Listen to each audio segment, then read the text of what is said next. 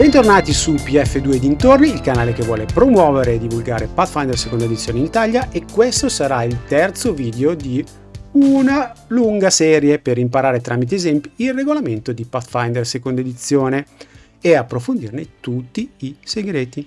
Come vedete già alle mie spalle mi farò aiutare da Foundry VTT e soprattutto a livello visuale per farvi vedere gli esempi che ho creato appositamente per voi. Questa terza lezione si focalizzerà su resistenti, immunità e debolezze e vedremo anche come usare lo scudo per ridurre il danno.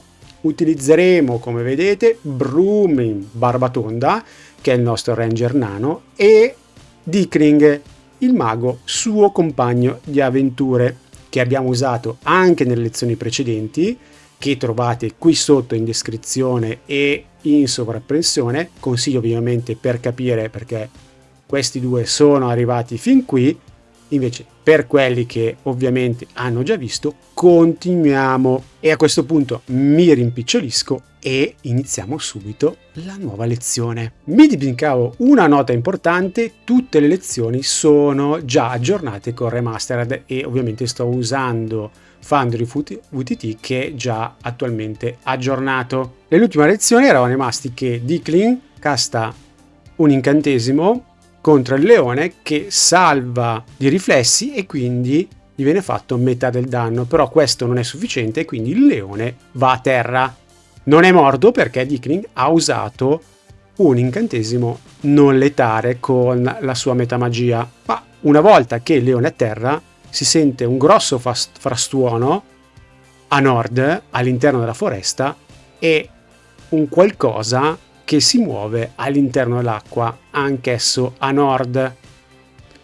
Allarghiamo per vedere cosa sta arrivando e Dickling e Broomin si guardano sbalorditi, hanno già le armi in pugno e si devono difendere a tutti i costi. Il master gli permette di prepararsi, quindi Broomin mette via la sua ascia e estrae l'arco, invece Dickling si avvicina per capire che mostri siano e a entrambi lascia un richiamo di riconoscenza sulle bestie che stanno arrivando per identificarle meglio. In questo caso vediamo che è un troll della foresta con Society 20, il nostro Arboreal Warden ha natura 19 e invece il Globster ha occultismo 20. In questo caso il master lancia per Broomin facendo anche, visto che ha natura e foresta, un 17, quindi su natura.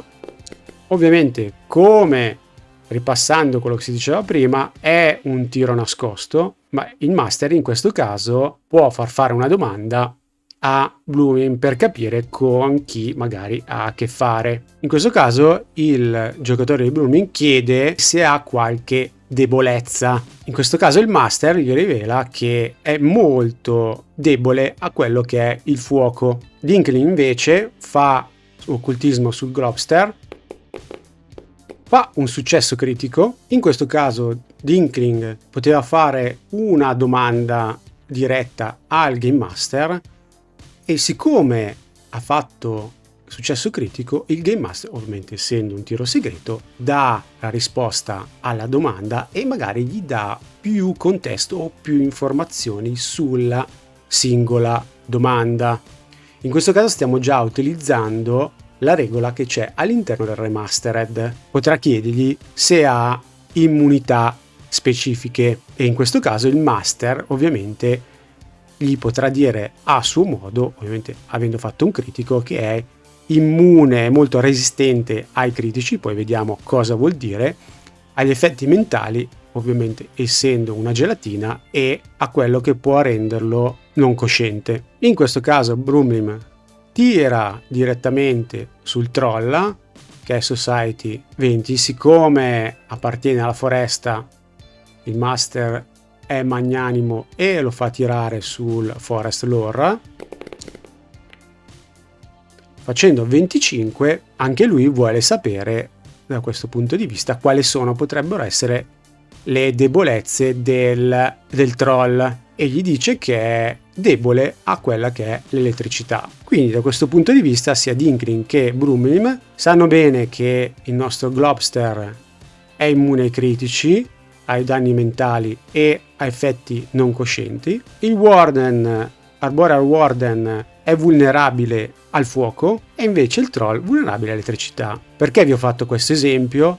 Perché vedo sempre molto spesso che non si utilizza il recall knowledge per identificare le creature, e questo in Pathfinder seconda edizione è molto importante, perché molte di queste creature hanno debolezze che possono essere sfruttate o resistenze o addirittura immunità, e questo cambia notevolmente le tattiche di gioco e anche come affrontare le singole creature, e potrebbe anche spostare la lancetta del combattimento, quindi renderlo più semplice a vostro favore. Quindi ricordatevi sempre di utilizzare, soprattutto all'inizio, un'azione di richiamo di conoscenza per identificare e chiedere al master, o una o più volte, perché può essere utilizzato più volte, per capire le creature prima di affrontarle in combattimento. Ovviamente dipende dalla situazione, in alcuni casi deve essere fatto all'interno del turno e non come in questo caso, che il master ha deciso di lasciare libertà, siccome hanno sentito il rumore e le bestie sono molto lente, di dargli una possibilità di fare delle azioni aggiuntive prima di iniziare il combattimento.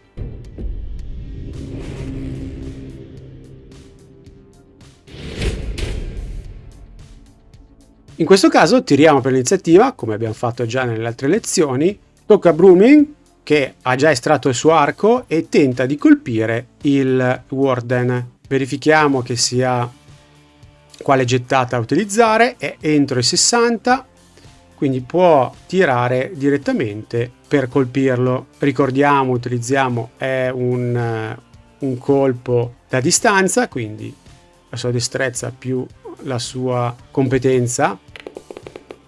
Tiriamo, colpisce, tiriamo il danno 1, lo assegniamo al nostro Warden e vediamo cosa succede. Vedete che non prende danni. Questo perché? Perché ovviamente Brumim ha chiesto ovviamente le debolezze, ma non sa quelle che sono le resistenze, e quindi il nostro Warden non ha preso nessun danno, perché sottrae sempre 5 ai danni contundenti e ai danni di perforazione. I danni di perforazione, ovviamente, come vedete, sono anche quelli dell'arco, quindi fino a 5 danni non gli fa niente in questo caso, e Bruming si accorge che la freccia si è infilzata, ha colpito, ma sembra non aver avere alcun effetto. In questo caso Bruming cambia la sua preda sul Warden al posto del leone e prova a ricolpire con l'arco. Vedete che sempre destrezza, sempre esperto, e in questo caso vedete un untype dovuto al fatto che è il secondo attacco, ma in questo caso la sua abilità di Flurry va, al posto di fare meno 4, a un meno 3. In questo caso manca, e il turno tocca al Warden, che pian piano avanza verso un terreno difficoltoso, verso l'acqua. Con le sue tre azioni arriva qui. Poi il movimento magari lo vediamo anche in un'altra azione. Il Globster si muove di 15, all'interno del torrente si muove di 30, anche se l'acqua non è molto alta. Qui fa un po' di fatica a passare e quindi riesce ad arrivare fino a questo punto. Dinklin vede la situazione molto critica e quindi cerca di lanciare una palla di fuoco, cercando di colpire un po' di gente. Quindi casta palla di fuoco qua sopra con una deflagrazione e tutti devono fare un tiro salvezza. Ovviamente tira anche il danno, 6 di 6. Prima salva ha successo, quindi ha successo vuol dire, come dicevamo già nelle precedenti lezioni, si prende metà danno da fuoco. Vedete in questo caso che ha preso 20 danni. Perché questo?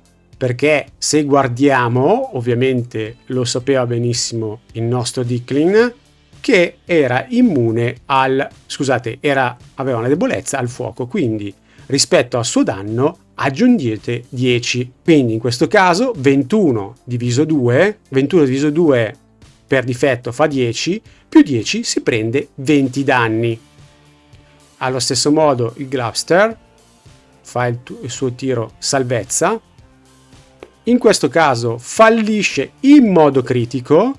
Questo cosa vuol dire? Vuol dire che gli fa il doppio danno. Quindi si prende doppio danno e si prende 42 danni. Questo ovviamente assumendo che Glubster sia nuotando ma sia al di fuori dell'acqua con il suo fantastico musetto. Il troll della foresta, anche lui salva, 21. Anche lui fallimento, un normale fallimento, quindi si prende tutti i danni. Danno, vedete che sono 31, anche lui è stato preso, ha una debolezza, ovviamente non era al corrente, perché il master gli aveva detto che era dal punto di vista debole all'elettricità, però gli è andata bene, quindi sono 10 danni aggiuntivi. Ovviamente qui potete, dal punto di vista dei Game Master, potete giocarvela come volete, nel senso una palla di fuoco in una foresta direi che si incendia.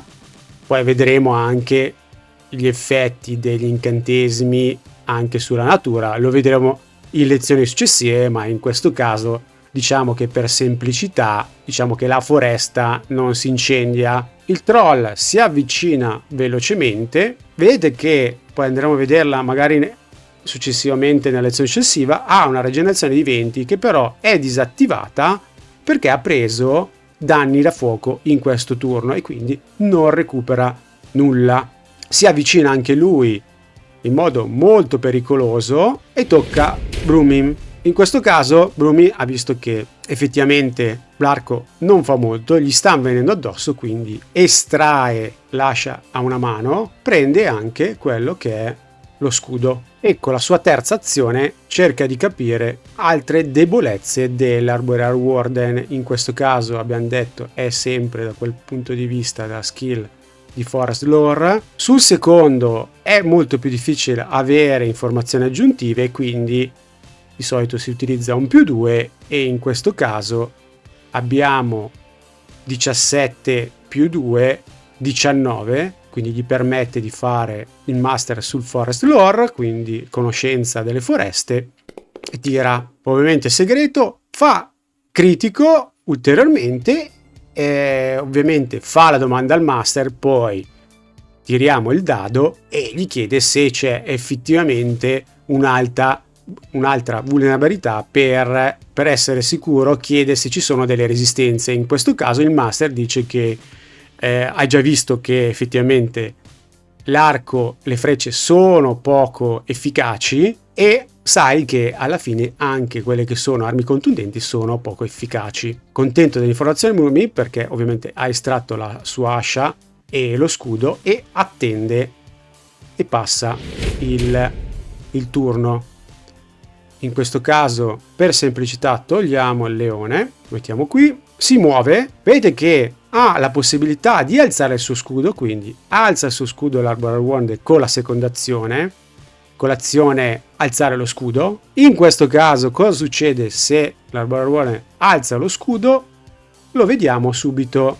Quindi in questo caso faremo un'azione di Raise Shield e vedete che l'Arboreal Warden passa da una AC di 20 a 22 alzando unicamente lo scudo. Quindi lo scudo serve anche per proteggersi, però deve essere assolutamente alzato, altrimenti la classe d'armatura non si alza di 2. Ovviamente in questo caso di 2, ma ci sono altri scudi che aumentano di più, come lo scudo torre con 4. E prossima azione va a picchiare Brumlin. E in questo caso colpisce proprio al pelo, però vedete che qua ho commesso un errore in precedenza. In questo caso Brumlin ovviamente ha impugnato lo scudo, ma non l'ha alzato, quindi non ha alzato la sua classe d'armatura.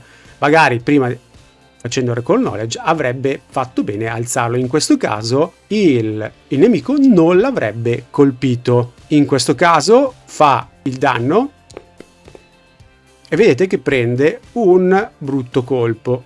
Passiamo al Globster che si avvicina e attacca.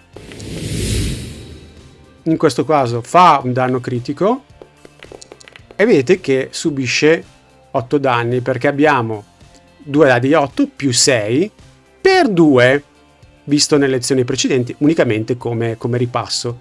Quindi si prende una bella botta di Inkling. Sul secondo vediamo che il Globster non colpisce il nemico, quindi passa ad Inkling. In questo caso Inkling casta come prima azione uno shield su di sé e poi, visto che sa che i danni elettrici possono fare male sia a lui che al troll, casta arco elettrico. In questo caso il Globster, vediamo se salva. In questo caso fa fallimento critico, quindi prende il doppio dei danni. Tiriamo i danni. Sono 9 e li raddoppiamo per lui. Tenete conto che il Globster è immune ai colpi critici.